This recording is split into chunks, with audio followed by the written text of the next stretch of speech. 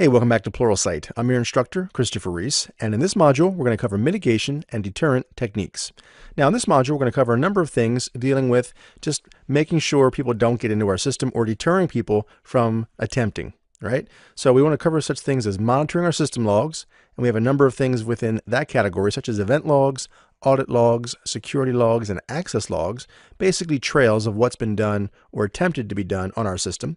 We'll talk about hardening our servers and applications, and that means disabling unnecessary services. That means protecting management interfaces and applications to make sure no one plugs in or connects to our devices without our information or without our knowledge, rather. We'll talk about password protection, the importance of that, and this kind of goes without saying, but a lot of times it gets overlooked. We'll talk about disabling unnecessary accounts as well. We'll also cover network security, such as MAC limiting and filtering, 802.1x.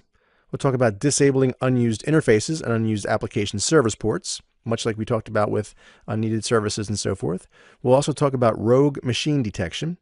And then we'll cover under a security posture our initial baseline configuration, so we kind of know where we're at and where we're going. We'll talk about continuous security monitoring and the need for it, why it's important. And we'll talk about remediation. So when we do run into events or we do identify gaps in our security posture, what do we do to cure that gap? And then we'll talk about reporting, whether that be with alarms, alerting, or trending.